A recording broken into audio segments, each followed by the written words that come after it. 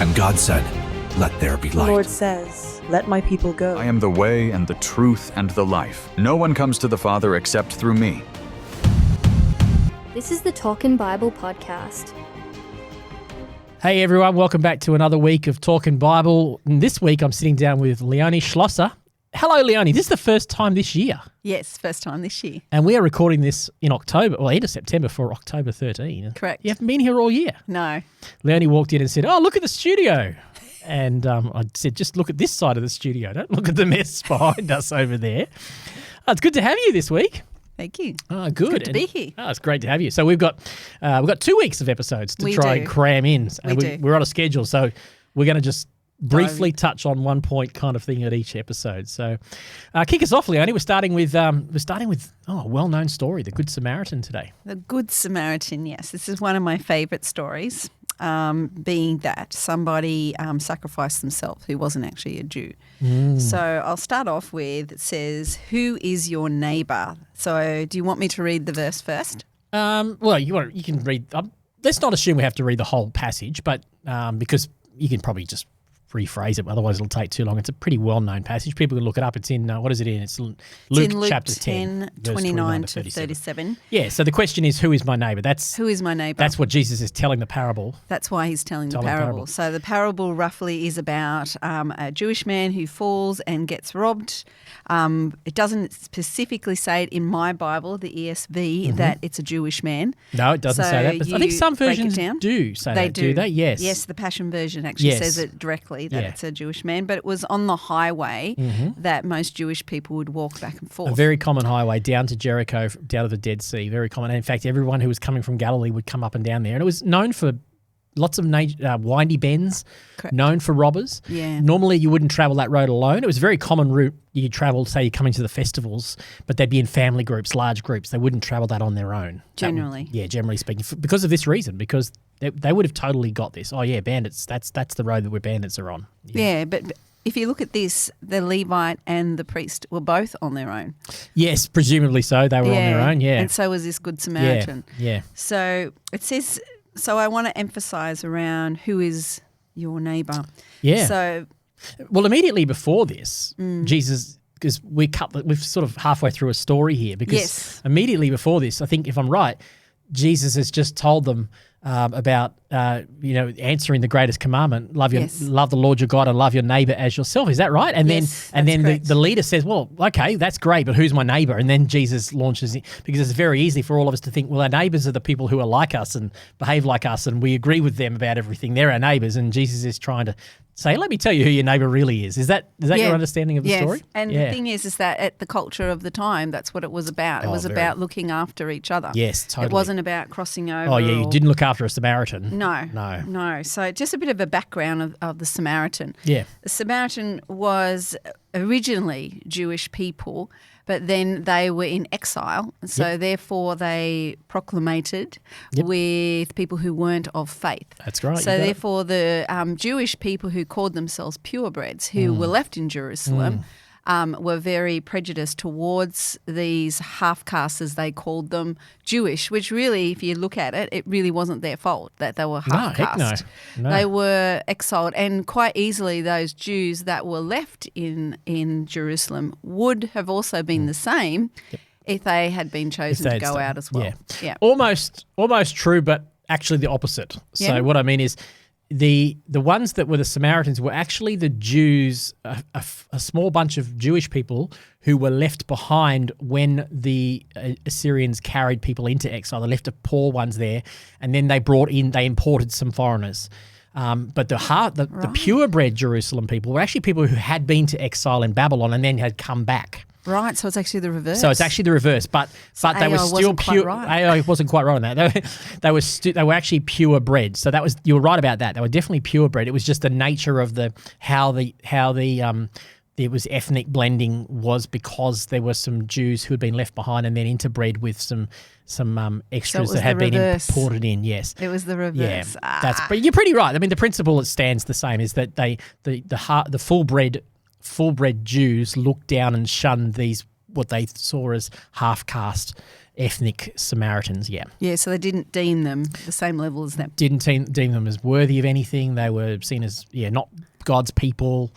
And they were treated pretty poorly by you the didn't Jewish talk people. to them. Jews No. didn't talk to them at all. No. No, that's right. No. So in relation to that, so I've put down here, love regardless of any boundaries or levels or walls humans put up. So really the Samaritans, the Jews, all that sort of stuff, that's just human walls. Yes, correct. That's just our prejudice towards Prejudice is a one good word. another. Whereas Jesus is stating, who is your neighbour?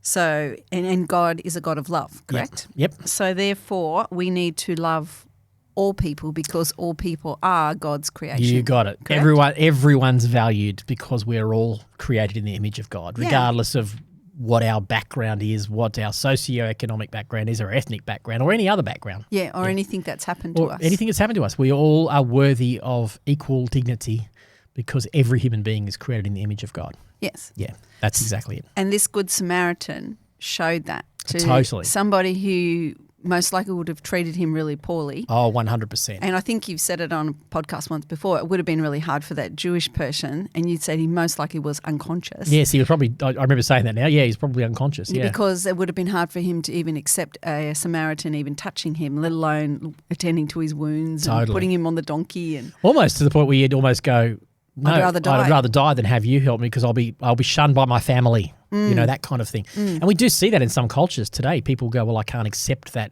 charity because my family won't accept me back and things like that. Yeah. This runs deep, doesn't it? It does. Yeah. And it runs even in the Western society. Totally. A friend of mine, she was just trying to help pay for someone's shopping because they didn't have the money.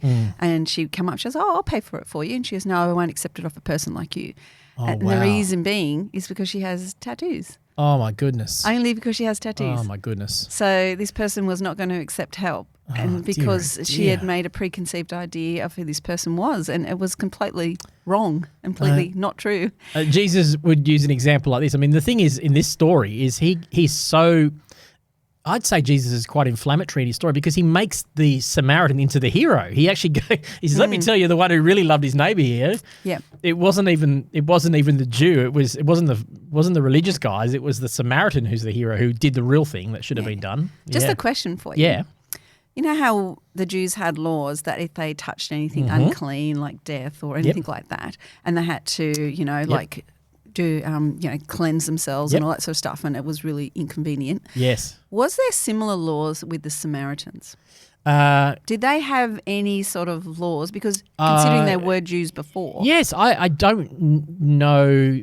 I can't say categorically that the Samaritans would have had those laws, but I would imagine that the Samaritan laws were very, very similar because they were like, they had their own worship of Yahweh, the same God. Yeah, they did. Remember Jesus and talks to the Samaritan woman at the well. She said and she has says, her I place worship of this worship. way. And that's right.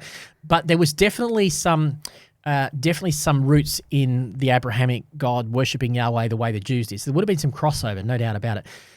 What we don't understand in today's world is that syncretism was a very common thing in ancient culture. Syncretism was where they'd take a bit of this religion and a bit of that religion and they'd blend them together. Yep. We do see that perhaps in Hindus. They kind of do that a little bit. Well, they actually call that person a universal person. Almost a universal kind of mentality. Yeah, exactly. So it was very common in those ways. So they would have, and they didn't have access to written literature the way we do. So they would adapt a bit of this and a bit of that.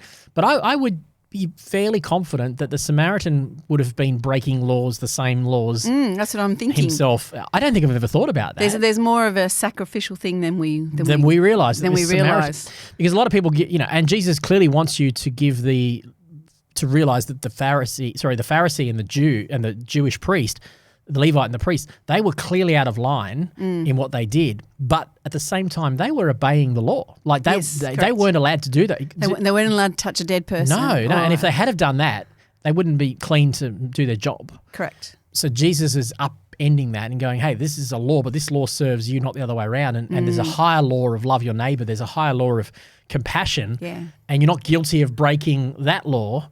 In fact, you're guilty if you don't break the written law for the sake of compassion, I think is what Jesus is trying to say. Because like you said, the book beforehand was very strongly about about the law, love your neighbour Love as you your love neighbour yourself. as yourself. These are the highest commandments. Yes, that's right. So obviously the Pharisees and the people of the law did not follow the hierarchy No, of the commandments. they had got so bogged down in all 613 commandments that they missed the. What is it? You can't. I often say this. I always get it wrong around. You can't see the forest for the trees. But did not Moses have the 10 Commandments first, and then he had to do all those other laws in order for them to some degree, to get yes. on, to do this, to adjust. To elaborate on Yes. those 10 commandments. Yes. Yeah. So really, the 10 Commandments come first. Yes, and this is a good question that you make, because a lot of Christians go, well, we don't need to abide by the 10 Commandments. And to a certain extent, there's an element of truth in that. Yeah. However, the 10 Commandments encapsulate what it means to love God and love your neighbour. Yes. That's really what it is. Yes. So it's the spirit behind those commandments that God would have us obey. Correct. Yeah. And in fact, Jesus has just been asked that question. He said, actually, all 613 laws, they all say the same thing: love God and love your neighbour. That's They do. the ultimate purpose of these That's what laws. it's all about. Yep. How to have a relationship with God and how to relate well to his creation, his other created beings on this earth. Yeah. So it's almost like they just missed it. Yes, they missed it. And I just put down here, if the Pharisee or the Levite touched the man, which is what we just touched on, they would have been unclean. But the same with probably the Samaritan. He would have been never unclean thought about too, that, but I reckon he because would have been he's unclean. wounded. Yep. So his sacrifice was actually beyond what we've even thought about. I've never thought about that, Leonie. So it's possible that he may have sacrificed himself from being able to go to temple. Because think about it. yeah. He left the man at the inn and then he went away. Yep. Possibility of cleanliness. Yes, maybe he went away because He had to cleanse himself. Wow, I like it. In order to go on with his duties, which he probably had. Yep. So yeah. Wow, I like that. I've never thought about that. So before. he's actually going more to Jesus' thinking yes. than what the people who are teaching the law Absolutely. are thinking. Yep. So that's probably why he's emphasising, even though this is a parable, Even though it's a parable, it's making a point. it's making a And point. I kind of love the one of my favourite lines in the whole story, actually, is when Jesus gets to the end, he says, so which of these do you think was actually a neighbour to the injured man? And it's got like that the guy who asked the question originally, who's my neighbour, he can't even bring himself to say, oh, the Samaritan. He goes, I suppose it was the one who had mercy on him. Like he can't even say the word Samaritan. That's how indoctrinated he is. Yeah. He just has to kind of water the whole thing down. But they've been brought up this way. They've been brought up that way. They've been And brought up we've this got to be aware of how we get indoctrinated into that too. Yes. Yeah. That's very true. And then Jesus says, go and do likewise. Go and do that. So easy to point the finger. Oh, it's so good. Yeah. I've just put down here, but Jesus gave his life for us and we are called to lay down our lives to follow Jesus. The good same. Now, that is hard, particularly in the Western world because we have so much. But the thing is that what is laying down your life? What does that look for everybody? Oh, yeah. Yeah. And it won't look the same for everybody. No. I can't compare my life with your life or anybody else's life, but I think that's a question that each of us needs to be really open and honest with before the Lord. What I say, you've heard me say this plenty of times on podcasts and in sermons and church and so on, is I think the best way to look at whether or not we're laying down our lives for God is how we spend our time, our talent and our treasure. Yep, and what you listen to and what you watch and what you read. That's right, read. because that all comes into how are you filling your time. Because you're more susceptible to hearing the Holy Spirit and his guidance. Yeah, saturating yourself in God's presence. And I think those things, time, talent and treasure, they are things that can be spent or invested. Yeah, so true. And I think God would say, if you're going to love the Lord your God, you invest it. This Samaritan man, he was investing obviously into the kingdom of God because he was caring for this man in need. And he didn't even think twice. No. He just said, and if there's extra costs, I will pay them. I'll pay it. Didn't even go, I'm just going to get it off the guy, he's going to... Oh, he'll pay me back later on. Yeah, he'll pay me back. No. He gives him, I think, 2 silver coins, which is enough for, a good week's lodging, I think, from memory off the top of my head. Yep. And then obviously he's gone away for a week. He's prepared to come back and pay the rest. So he's not, he's being super generous here. And in the second point, he's probably coming back to be unclean again. Yeah, that's right. Coming back to make himself unclean again. Yeah. So it's really important for them to work and do all that stuff. For sure. So I put down how that in what we call to do. Verse 37, our neighbour is everyone. Jesus calls us to do likewise, what you said. You go and do likewise. We don't even know if this guy was Jewish, and that's what we just touched on before. I'd go even further. So we don't actually know anything about this guy. No. Like he could have been a criminal himself.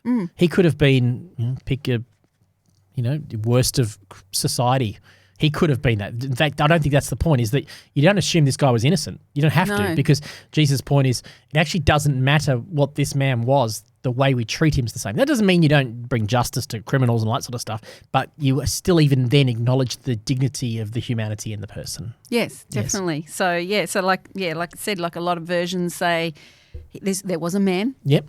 The only one that, I've seen a few translations where they say there once was a Jewish man, but generally it was on the road that the Jewish people took. So people make assumptions. That's the presumption that it was a Jewish man. That makes sense. That it was a Jewish man. So whether this was actually written down that it was actually a Jewish man, but like you said, there is no particular focus on. Yeah, I don't think that Jesus is making the point. The characters in the story are the Samaritan, the Levite, and the Pharisee, really, the priest, really.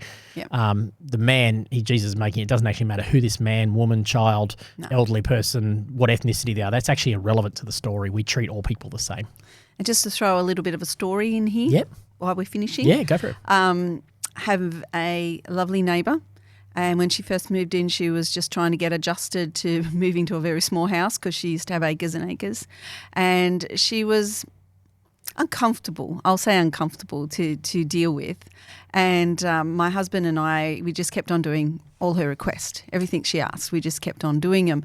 And she kept on putting obstacles in the way and obstacles in the way. And I said to Ed, we just got to keep on loving this lady because she's just not used to it. So we did.